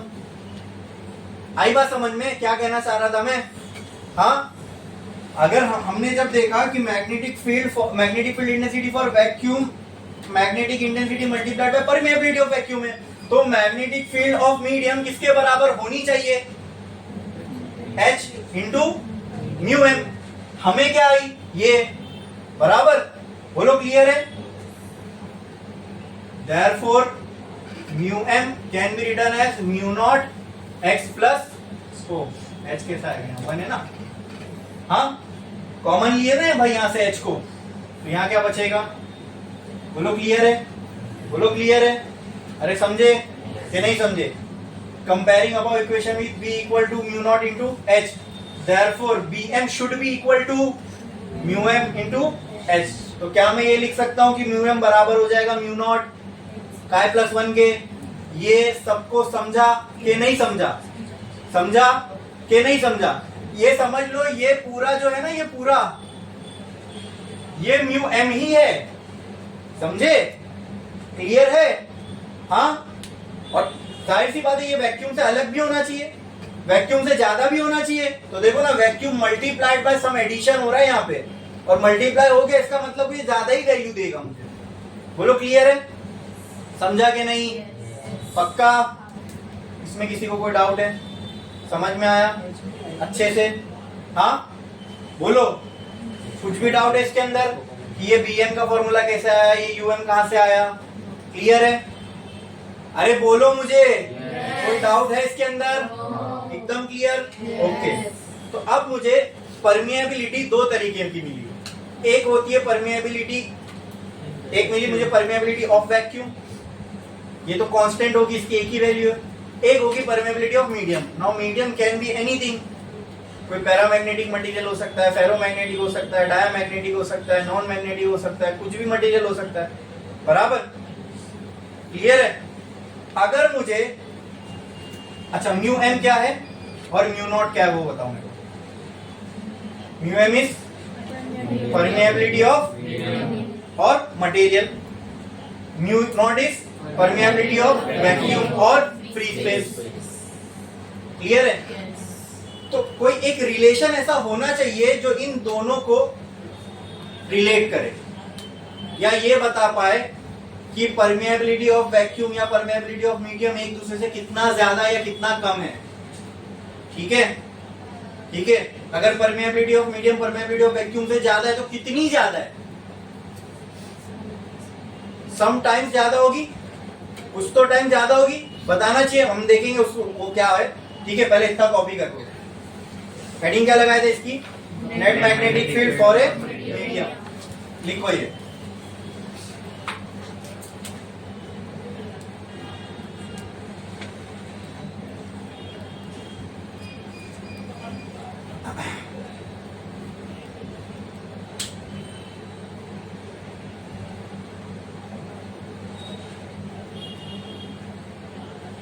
यहाँ पर मैंने आपके लिए कोई चीज नहीं छोड़ी इस चैप्टर की जो अपने को मतलब जिससे हम फेमिलियर ना हो, सब कुछ इसमें कवर हो गया। परमिएबिलिटी, इंटेंसिटी, मैग्नेटिक फील्ड, सब कुछ।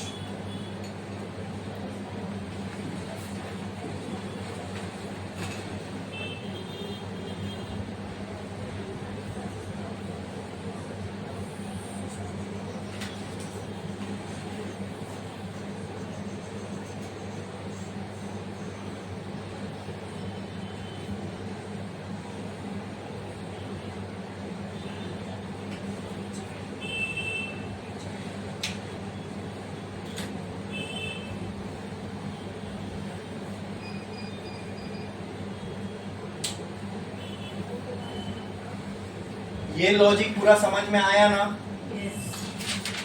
क्यू म्यू एम इसके बराबर है।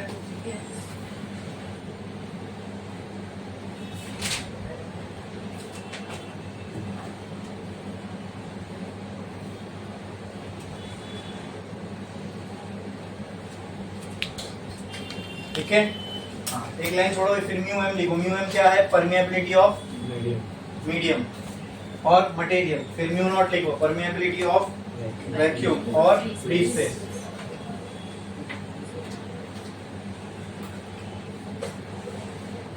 फिर लिखना रिलेटिव परमिएबिलिटी। फिर एक लाइन छोड़ो और लिखो रिलेटिव परमिएबिलिटी, और उसके ब्रैकेट में लिखना mu R. Mu R, mu R देखो, रिलेटिव परमिएबिलिटी। अब यही वो चीज है जो इन दोनों के बीच में रिलेशन इस्टेब्लिश करता है।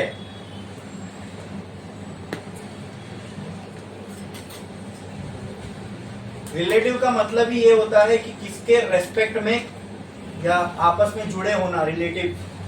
ठीक है, तो रिलेटिव परमिएबिलिटी मतलब ये एक रिलेशन इस्टेब्लिश करेगा किसके बीच में? वही दो परमिएबिलिटी के बीच में जो आपने पढ़ी, ये क्या? Relative permeability. ठीक है, तो परमिएबिलिटी का आपस में क्या रिलेशन है, वो ये रिलेटिव परमिएबिलिटी बताएगा। ठीक है, अब इसको डिफाइन करने जा रहे हैं हम लोग। लिखो relative permeability mu R. It is defined as the ratio of, it is defined as the ratio of, it is defined as the ratio of permeability of medium to permeability of vacuum. It is defined as the ratio of permeability of medium to permeability of vacuum. Permeability of medium to permeability of vacuum.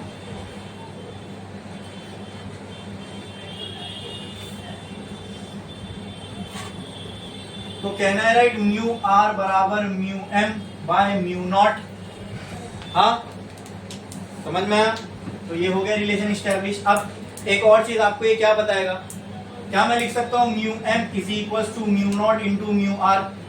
ये तो constant है, किसी medium की permeability vacuum से कितनी ज्यादा है वो यही तो बता रहा है। अरे ये तो कांस्टेंट है ना, यही होगा टर्म जो वेरी होता रहेगा। तो यही वो कांस्टेंट है जो आपको बताएगा कि किसी मीडियम की परमिएबिलिटी वैक्यूम से कितनी ज्यादा है। क्लियर है? समझ में आया?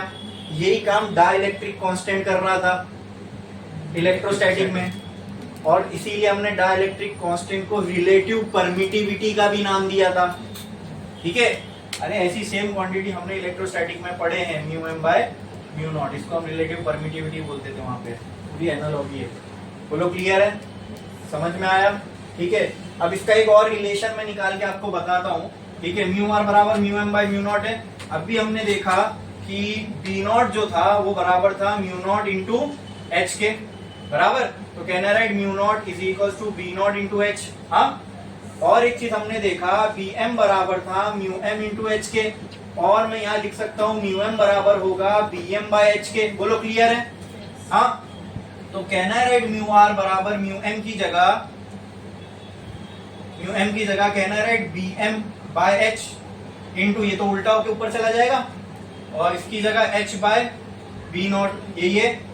तो mu R can also be written as B M by B nought. हाँ, ये रेशियो भी हमको क्या बताएगा, ये रेशियो भी हमको क्या बताएगा? अरे बोलो,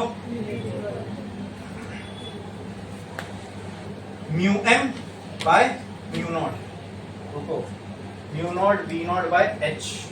अच्छा, ये हो जाएगा, ये तो बी एम ऊपर जाएगा ना। सही किया क्या मैंने? म्यू एम की जगह पर ये आया B M by H into mu nought की जगह पर उल्टा, यानी एच बराबर क्या हो जाएगा? म्यू आर बराबर B M by B nought. ठीक है, कर लो ये।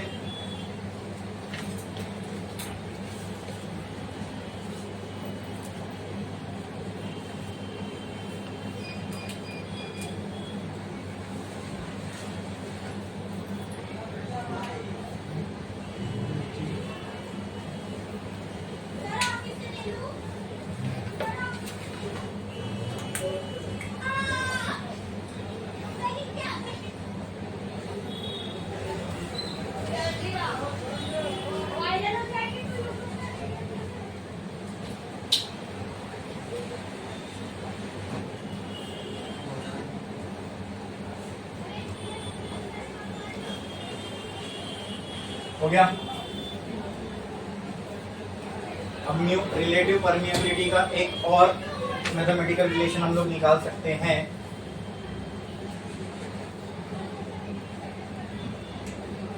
ठीक है, कहना है म्यू आर बराबर होगा mu M by mu nought equal to B M by B nought. तीनों रिलेशन ट्रू है। हाँ, समझे? समझेगे नहीं? अब म्यू आर हमने देखा बराबर होता है mu M by mu nought के। क्लियर है? क्या मैंने म्यू एम की वैल्यू ये नहीं निकाली थी, म्यू नॉट काई प्लस 1? हाँ, कहना राइट, म्यू आर बराबर mu not chi plus 1 by mu naught cancel, mu R can be written as chi plus 1। Relative permeability in terms of chi. ठीक है, करो।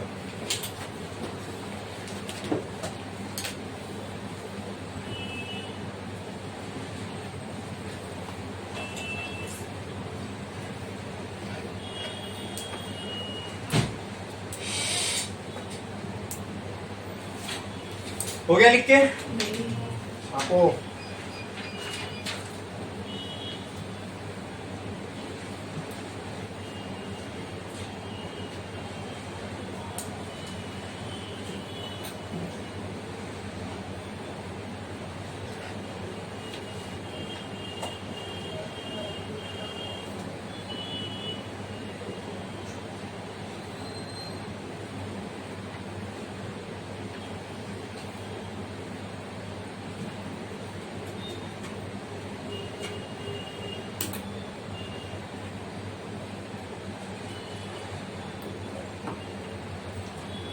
हो गया लिख के?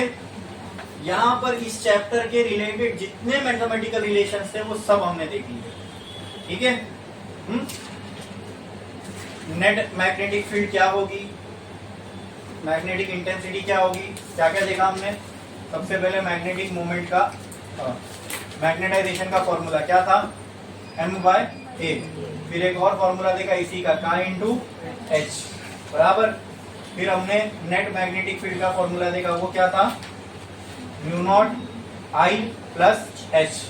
ठीक है, फिर हमने इसी का एक और फॉर्मूला देखा, B net is equal to mu not chi plus 1 into H. ठीक है, फिर हमने एच का फॉर्मूला देखा, वो था B net by mu not minus I. ठीक है, ठीक है, और क्या देखा बताओ? म्यू एम का फॉर्मूला देखा, क्या था, म्यू नॉट काई प्लस 1 बराबर। फिर हमने म्यू आर का फॉर्मूला देखा, mu M by mu not is equal to B M by B nought. फिर म्यू आर का formula in terms of chi. बोलो, कुछ क्लियर है? तो ये सारी चीजें हमने अभी तक देख ली और इतने ही मेजॉरिटी फॉर्मूला है जो हमें रिक्वायर्ड है। बोलो क्लियर है? सब मैंने करा, सब हमने प्रॉपरली डिराइव करके देखा और हर एक के साथ उसकी रिक्वायर्ड नोट्स भी मैंने आपको लिखा है, ताकि सेल्फ स्टडी करते टाइम अपने को कोई प्रॉब्लम, कोई दिक्कत ना आए। बोलो समझ में आया? इतना क्लियर है? पूरी क्लैरिटी है इसमें सबको? अब इसके आगे जो हम देखने वाले हैं वो डिफरेंट टाइप्स ऑफ मटेरियल्स पे अभी हम स्टार्ट करेंगे। ठीक है, यहाँ पे अभी तक हमने क्या देखा कि मैग्नेटिज्म क्यों होता है किसी मटेरियल में। ठीक है, फिर उसके रिलेटेड जितने भी मैथमेटिकल रिलेशंस है वो सब देख लिया हमने। अब डिफरेंट टाइप्स ऑफ मटेरियल देखने वाले। ठीक है, तो एक लाइन छोड़ो, स्टार डालो और लिखो टाइप्स ऑफ मैग्नेटिक मटेरियल।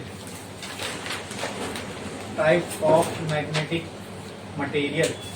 पहला है diamagnetic material, DIAMAGNETIC, diamagnetic materials, diamagnetic materials. Second paramagnetic materials and third ferromagnetic materials. Third ferromagnetic materials. अब ये इसमें आगे बढ़ने से पहले ना दोस्तों, हम फिर से एक बार वो देख लेते हैं कि रीजन ऑफ मैग्नेटिज्म क्या है किसी मटेरियल में। ठीक है, ठीक है, एक लाइन छोड़ो, स्टार डालो और लिखो reason for magnetism in any material. Reasons for magnetism in any material. reasons for magnetism in any material. Reasons for magnetism in any material. Point number 1. What is the major reason for magnetism in any material? बोलो. Align और वो कहाँ से आता है?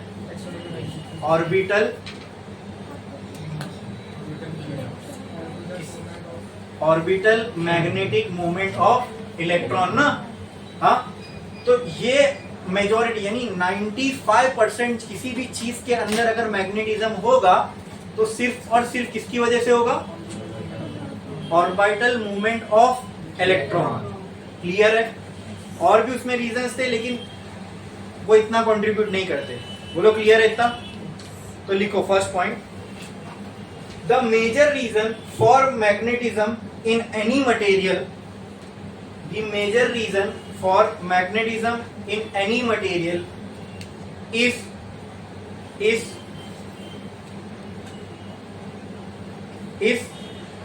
orbital movement of electrons. अब इससे क्या होता है ऑर्बिटल मूवमेंट ऑफ इलेक्ट्रॉन से? Is orbital movement of electron due to which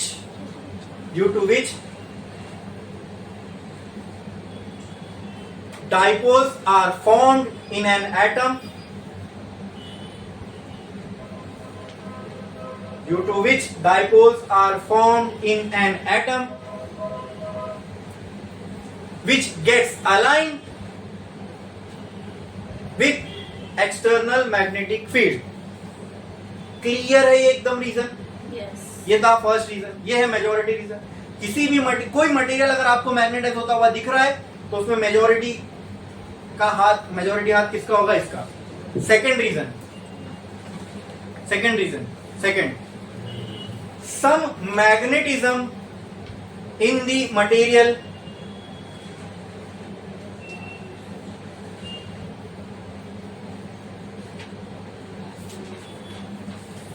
is also due to induced dipole in the material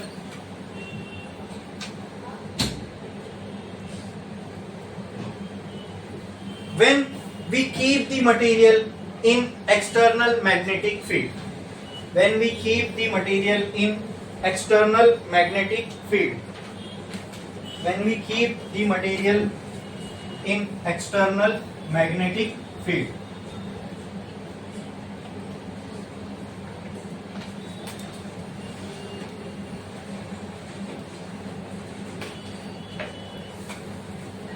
When we keep the material in external magnetic field.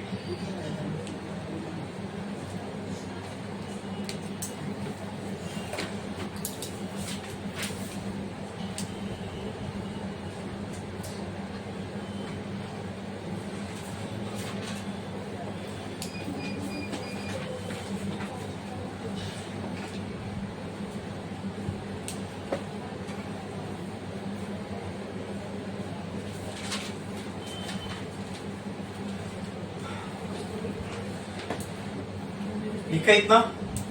अब हम पहले type of material की तरफ जा रहे हैं जिसका नाम है डायामैग्नेटिक मटेरियल. तो एक लाइन छोड़ो, स्टार डालो और लिखो डायामैग्नेटिक मटेरियल.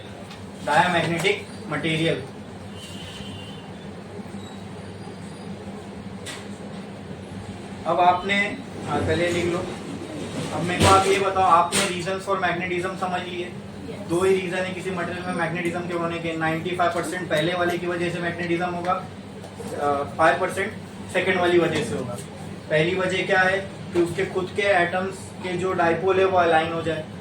जब वो खुद ही अलाइन कर लेगा बस खत्म ना. बाकी बाहर से उसको कुछ डाइपोल मिले ना मिले, खुद के डाइपोल ही काफी मैग्नेटाइज करने के लिए. लेकिन अगर ऐसा नहीं हुआ तो भी मटेरियल के अंदर मैग्नेटिज्म हो सकता है. किसकी वजह से? इंड्यूस डाइपोल की वजह से. ये भी तो डाइपोल है लेकिन क्या है? इंड्यूस यानी ये प्रकट हुए, ये थे नहीं, ये आ गए. जैसे हमने देखा था वो इंड्यूस करंट का कॉन्सेप्ट था नहीं, दिख गया, मिल गया. ठीक है. तो उसी तरह यहाँ पर भी डाइपोल इंड्यूस होंगे मटेरियल में, इसकी वजह से भी मटेरियल में कुछ मैग्नेटिज्म का कंट्रीब्यूशन होगा, लेकिन कितना होगा?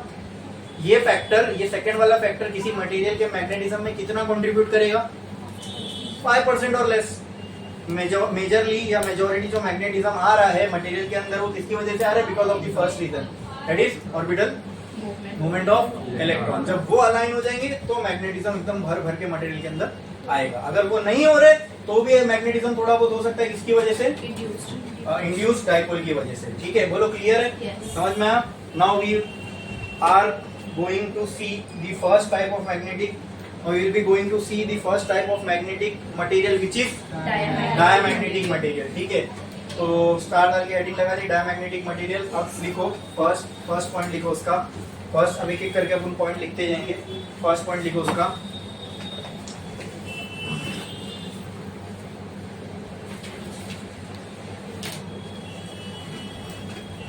the net dipole moment, the net dipole moment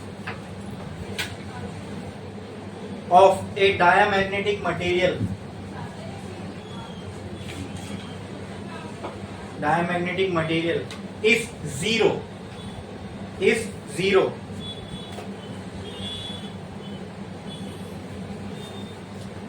is zero। ऐसा लिख दो, m net is equal to zero।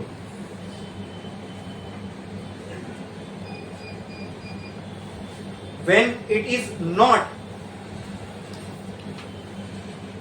placed in external magnetic field, when it is not placed in external magnetic field,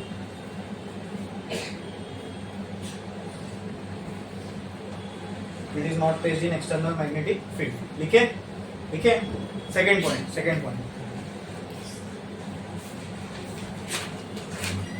when we keep a diamagnetic material, when we keep a diamagnetic material, when we keep a diamagnetic material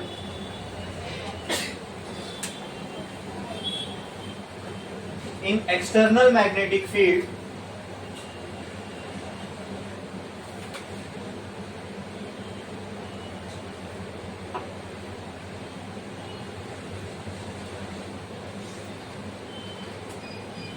लिखे।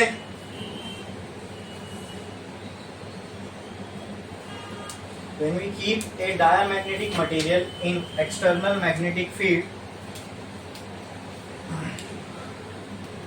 its dipole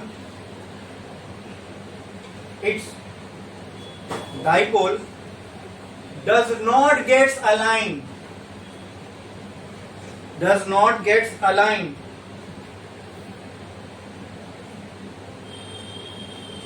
does not gets aligned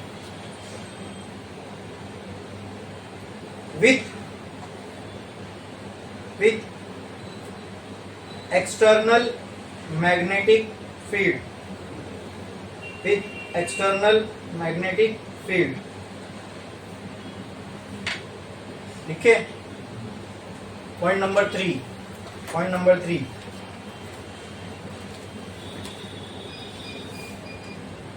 the magnetism in diamagnetic material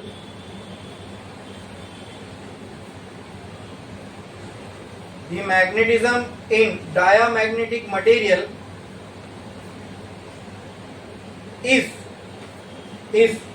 due to the induced dipole in the materials, is due to the induced dipole in the material, which aligns themselves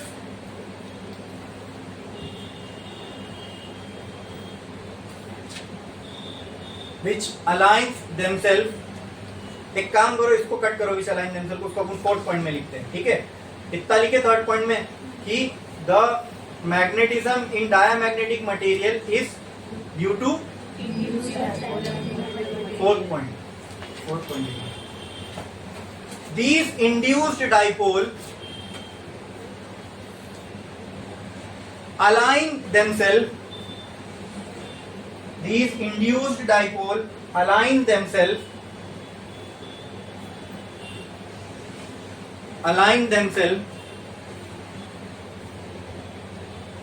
in the direction opposite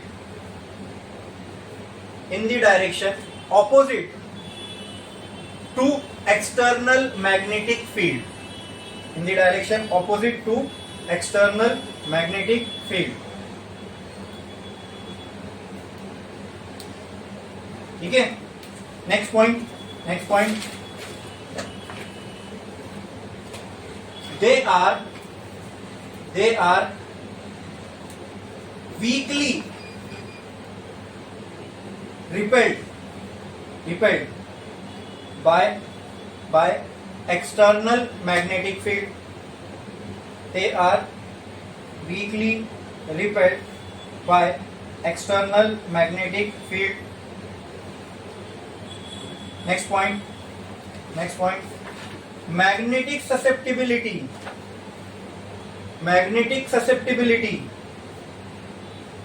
of diamagnetic materials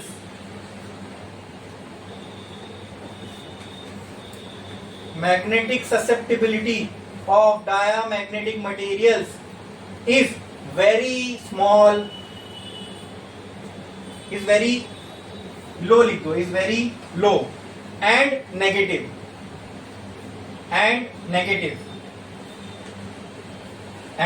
Next point.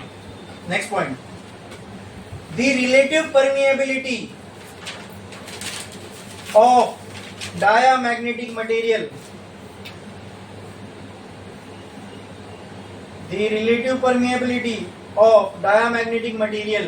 is less than 1.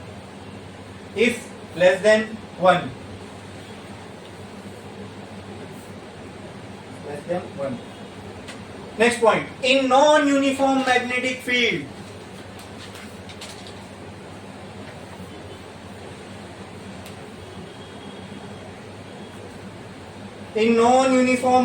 field, diamagnetic materials move from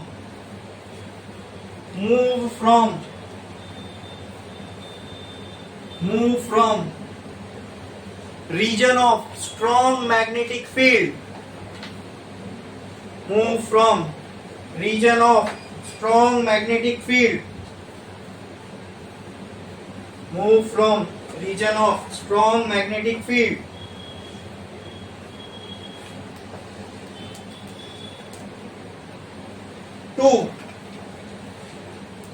to region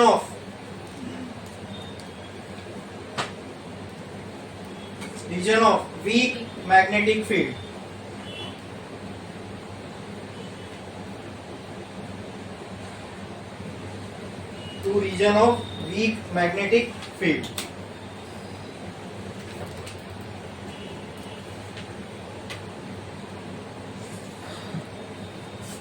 Clear है? Next point. Magnetic field lines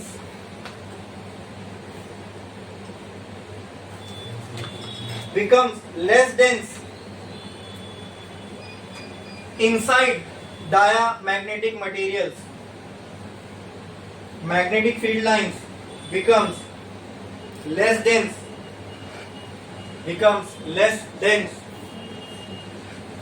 magnetic field line becomes less dense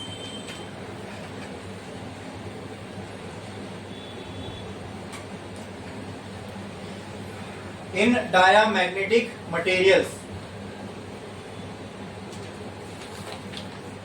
Inside ना, inside बोला था ना मैंने, inside लिखो, in मत लिखो. Inside magnetic field lines becomes less dense inside diamagnetic materials. हमें क्या याद नहीं करता ना ये सब, मैं तुमको पढ़ाते बोलता हूँ. ठीक है, क्लियर है? इसके बाद भी एक पॉइंट आएगा, ठीक है, इसको रखे रहो. अब एक एक करके हम लोग इसके सारे पॉइंट्स को समझेंगे. ठीक है, पढ़ो आप. पहला पॉइंट क्या था डायमैग्नेटिक मटेरियल में? that dipole moment of a diamagnetic material is zero when it is not placed in external magnetic field. ठीक है, ये तो कहानी ऑलमोस्ट सभी मटेरियल के साथ होगी सिवाय परमानेंट मैग्नेट्स के, वो भी देखेंगे हम क्यों होता है वैसे। फिलहाल अब ये एक डायमैग्नेटिक मटेरियल का टुकड़ा है, ठीक है। इसमें क्या होंगे, बहुत सारे एटम्स। अब उन एटम्स को ना बनाते हुए हम उन एटम्स की जगह हर एक एटम अपने आप में क्या है, डाइपोल है। तो ऐसे बहुत सारे डाइपोल मैंने बना दिया इसके अंदर, ठीक है। अगर आपको ये चीज मैंने आपको पहले ही समझाया था कि net dipole movement equal to 0 होने का मतलब, इसमें हो गए करोड़ों डाइपोल, लेकिन देयर इज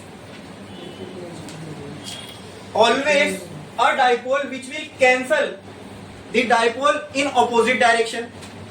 अगर if there is a dipole in upward direction, there will be a dipole to cancel it in a downward direction. If there is a dipole in rightward direction, there will be a dipole to cancel it in leftward direction. हो गई ऐसे? क्यों? ये मैंने नहीं, ये हमने नहीं, हम पढ़ रहे इसलिए ऐसा नहीं हो रहा है, ऐसा हो रहा है इसलिए हम ऐसा बोल रहे हैं, क्योंकि बाय नेचर ने इसको ऐसा बनाया है, ठीक है।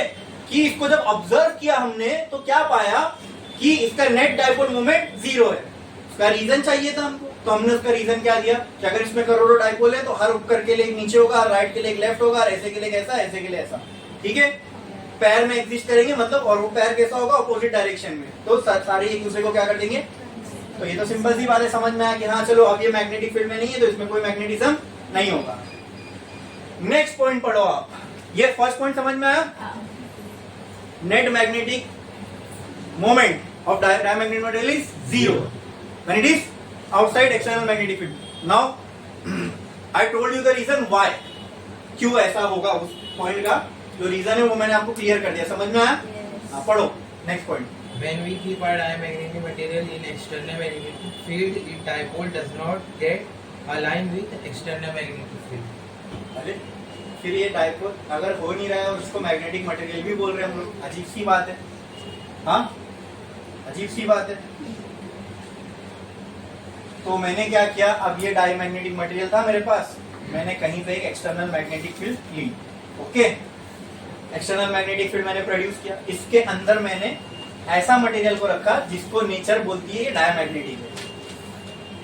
उस मटेरियल को लेके आया मैंने यहाँ रख दिया, लेकिन अब भी क्या हुआ, इसके डाइपोल इतने रिजिड थे, इतने जिद्दी थे, ये अब भी अपनी अलाइनमेंट को हिलाने के लिए तैयार नहीं है।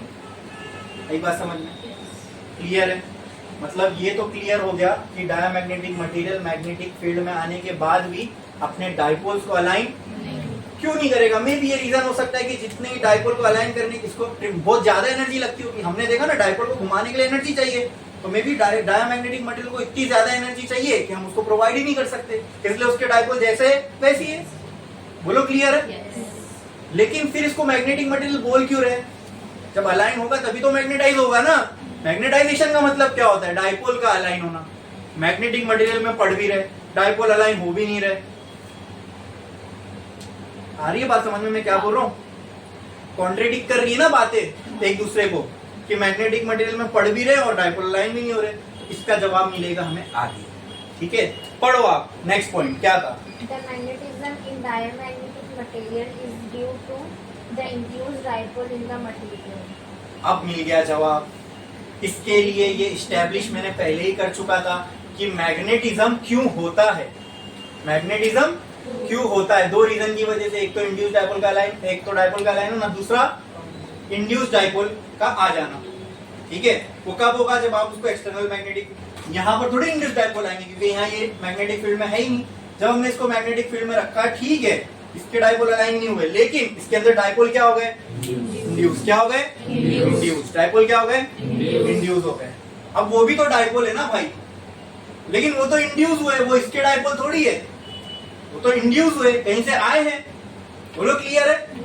हाँ, तो उनका बिहेवियर कैसे होगा, उनका बिहेवियर कैसे होगा, अब पॉइंट बाद में आएंगे, मैं इसको अभी कंटिन्यूटी में समझाता हूं। what kind of dipoles are these? Yes, very good. क्या है? Induced. Okay.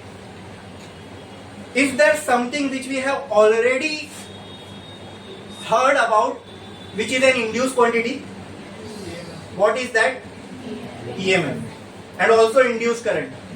तो जब कोई क्वांटिटी इंड्यूस्ड होती है तो उसके डायरेक्शन के बारे में भी हमने कुछ समझा है क्या? हाँ समझा है। तो क्या कैसे निकालते थे डायरेक्शन? हाँ अच्छा सिंपल, कैसे बात करते? कौन सा लॉ बताता था? लेंथ लॉ सिखाता था हमको। किसका डायरेक्शन निकालना? इंड्यूस्ड क्वांटिटी का।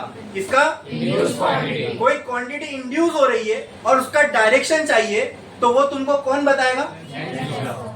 Now tell me, Lenz law क्या बोलता है डायरेक्शन के बारे में? Exactly, very good. क्या? अपोज। तो जो इंड्यूस, लेंज लॉ ये कहता है कि जो भी इंड्यूस क्वांटिटी है, ठीक है, वो हमेशा अपने कॉज को अपोज करेगी। इससे ही तुमको उसका क्या मिलेगा? वेरी गुड, क्या बात है, एकदम अब इससे शॉर्ट हो जाएगा, देखना अपना सारी चीजें, ठीक है। यहाँ पे क्या इंड्यूस हुआ? डाइपोल। क्या इंड्यूस हुआ? डाइपोल, बराबर। अब इसका डायरेक्शन चाहिए इंड्यूस डाइपोल का। अब मैं बोलता हूँ इसके अंदर अब मैं सिर्फ मैग्नेटिक फील्ड, अब इसमें मैं सिर्फ जो बनाने वाला हूँ ना, that are only induce dipoles. मतलब ये मत समझना ये मैं मटेरियल के डाइपोल बना रहा हूँ। इसमें अब मैं जो डाइपोल बना रहा हूँ वो क्या है? वो इंड्यूस डाइपोल है। चलो ये इंड्यूस डाइपोल ऐसे थे, लेकिन अब देखो याद से अच्छे से कि मैंने इसको रख दिया मैग्नेटिक फील्ड में, तो अब इसको मैं आड़ा टेढ़ा तो नहीं बना सकता, ये इंड्यूस डाइपोल है, ठीक है। तो अब इसको डायरेक्शन देना पड़ेगा एक फिक्स, ठीक है। तो लेंज लॉ क्या कहता है? इंड्यूस क्वांटिटी है तो उसका डायरेक्शन क्या होगा? अपोज करेगा अपने कॉज को, ठीक है। पहले बताओ इंड्यूस डाइपोल इसमें आया क्यों? मैग्नेटिक फील्ड में रखने की वजह से। तो what is the cause of this induce dipoles? External magnetic field. तो इंड्यूस डाइपोल क्या करेगा अपने कॉज को? अब अगर कॉज को अपोज करना है तो इसके साथ चलोगे कि इसके उल्टा चलोगे? उल्टा चलोगे, बराबर। तो what will be the direction of induce dipole? Right words और लेफ्ट वर्ड? Very good. ये देखो ये हो गया इंड्यूस डाइपोल का। ये समझ गया तो तुम समझ लिए डायमैग्नेटिक मटेरियल, और कुछ भी नहीं है डायमैग्नेटिक मटेरियल। ये अब यहाँ ध्यान से देखो, ये एक्सटर्नल मैग्नेटिक फील्ड थी तो यहाँ नॉर्थ यहाँ साउथ होगा। अब ये डाइपोल है, एरो है वहां नॉर्थ यहाँ साउथ, बराबर। क्लियर है? बोलो क्लियर है? हाँ, नॉर्थ के सामने आ गया, क्या करेगा? साउथ के सामने आ गया, सब आगे एक एक करके पॉइंट में आएगा, देखो, ठीक है। आप पढ़ो नेक्स्ट पॉइंट, क्या था?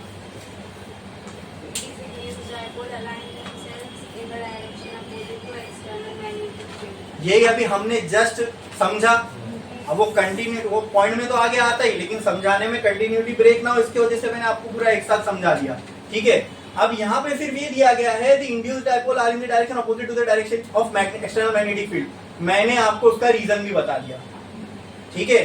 सिर्फ ये रटे नहीं हमने कि हाँ अपोजिट है, मान लो आप बोल रहे हो तो सही होगा, नहीं तो उसका हमने प्रॉपर रीजन देखा कि क्यों अपोजिट में, ठीक है। पूरा बात सेंस बन रही है ना? yes. ये हमने ऑलरेडी पढ़ चुके हैं, वो चीज हमने एग्जैक्टली वो लॉ को जब अप्लाई किया तो यहाँ भी काम कर रहा है। आई बात समझ में? क्लियर है? समझ में आया? हाँ, पढ़ो आप next point. They are weakly repelled by external magnetic field. Simple.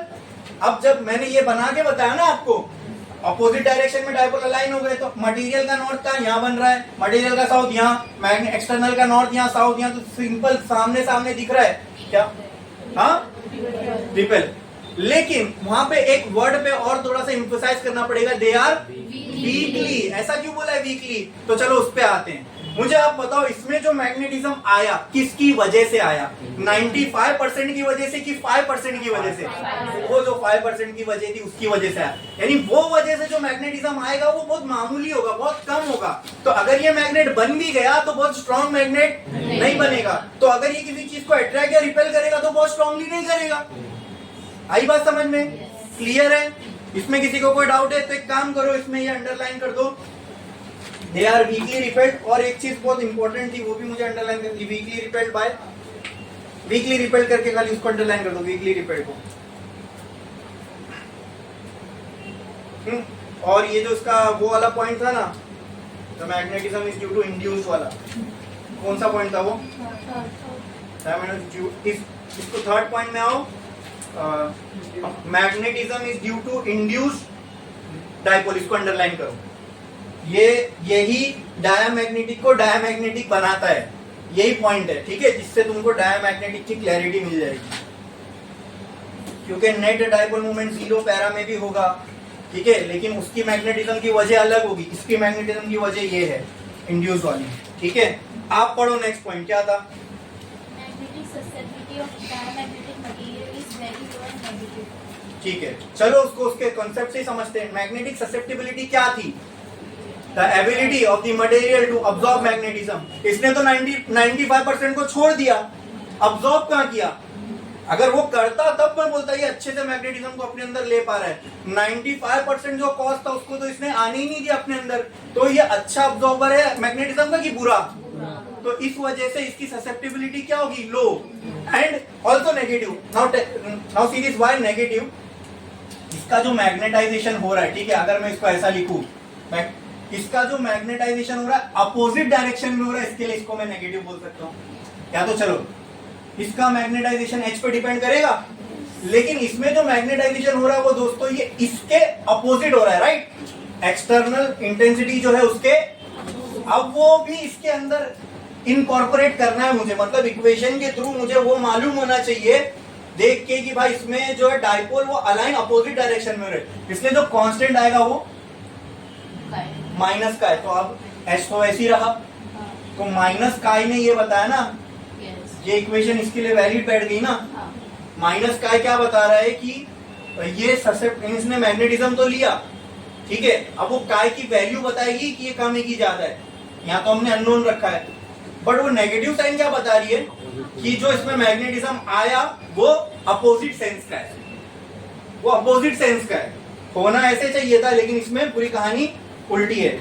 अब समझ में आया क्यों हम वो पॉइंट लिखे हैं कि the susceptibility of diamagnetic material is low. Low क्यों? क्योंकि इसने जो मेजर कॉज था मैग्नेटिज्म का वो तो अपने अंदर आने ही नहीं दिया, तो ये इतना अच्छा मैग्नेट बनेगा नहीं। दूसरा नेगेटिव क्यों?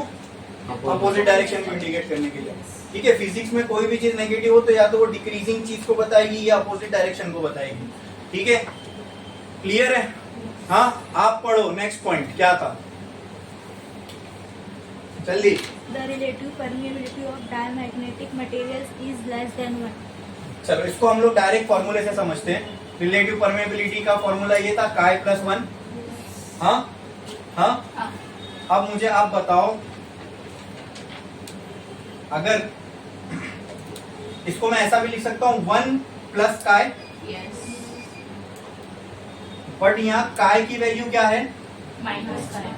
तो कहना है mu r is equal to 1 minus chi. अब काय की कुछ भी वैल्यू होने दो, वो 1 से छोटी आएगी ना माइनस होने के बाद, तो इसलिए हमने पॉइंट में ही लिखा है ना म्यू आर इज। तो आपको पता है mu r is a indicator to identify a material. If mu r is less than 1 you can directly say that it is a diamagnetic material. समझ में आया? म्यू आर एक इंडिकेटर है, इससे आप डायरेक्ट बता सकते हो कोई मटेरियल क्या। आप पैरा में देखोगे तो समझ में आ जाएगा, जब तीनों देख लेंगे ना तो क्लियर समझ में आ जाएगा कैसे म्यू आर से हम डायरेक्ट आइडेंटिफाई कर सकते हैं कौन सा मटेरियल है। बोलो क्लियर है? हाँ, आप पढ़ो नेक्स्ट पॉइंट क्या था?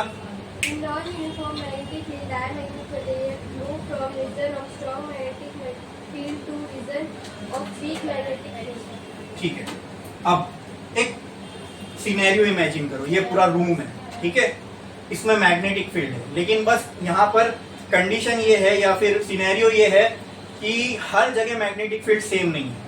मान लो यहाँ दरवाजे के पास मैग्नेटिक फील्ड बहुत स्ट्रांग है, वहाँ पंखे के पास बहुत वीक है, यहाँ पर स्ट्रांग है, यहाँ पर भी वीक है, और ये इसके पास वीक है, वो इसी के पास भी वीक है।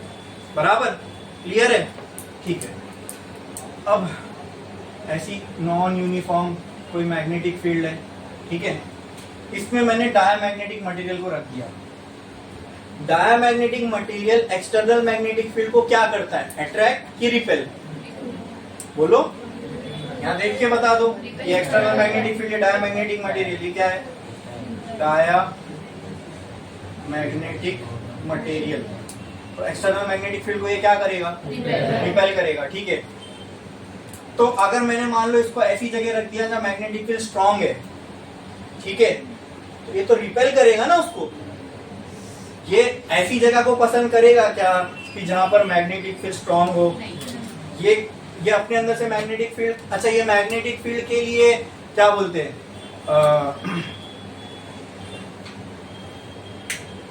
जैसे समझ लो डायमैग्नेटिक मटेरियल एक पर्सन है, ये मैग्नेटिक फील्ड एक पर्सन है, ठीक है। अब ये बिल्कुल नहीं चाहता डायमैग्नेटिक मटेरियल की ये पर्सन इसके पास आए, तो ऐसे टाइप के पर्सन जहां पर भी दिखेंगे इसको, तो ये उनके पास रहेगा कि दूर भागेगा? दूर भागेगा ना, क्योंकि पसंद ही नहीं करता, रिपेल करता है उनको। ये चाहता ही नहीं कि वो ऐसे टाइप की चीजें मेरे पास रहे, तो ये क्या करेगा, उनसे दूर भागेगा। तो मैग्नेटिक फील्ड के रीजन में जहां पर भी स्ट्रॉन्ग मैग्नेटिक फील्ड होगी, ये उनसे दूर भागेगा। तो कहाँ जाएगा, जहाँ पे मैग्नेटिक फील्ड वीक है। आई बात समझ में? क्लियर है? पक्का? हाँ, आप पढ़ो नेक्स्ट पॉइंट क्या था।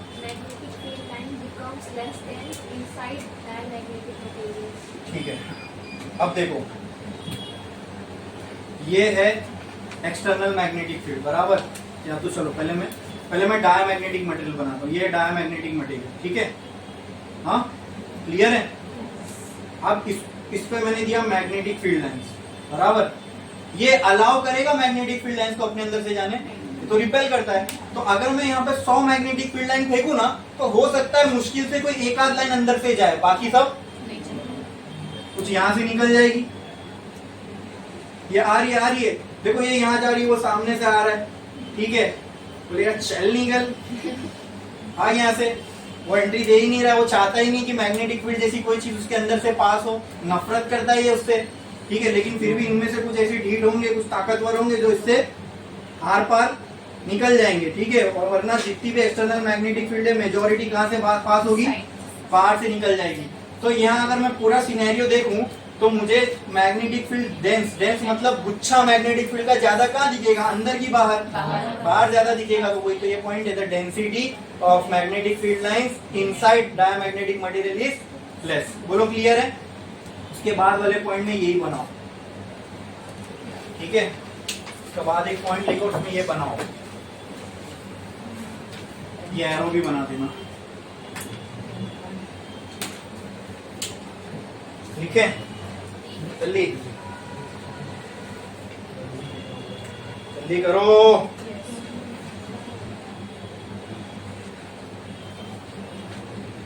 अच्छा, इसके बाद ये बनाने के लिए जगह छोड़ दो, इसके बाद एक पॉइंट बोल रहा हूँ वो लिखो, last point. Example, diamagnetic materials के एग्जांपल लिखो। वाटर H2O लिख दो, कॉमा NaCl, कॉमा कॉपर,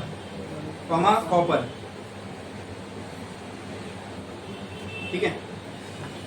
अब इसके बाद की जो भी कहानी है वो हम देखेंगे, लेकिन ब्रेक के बंद करो।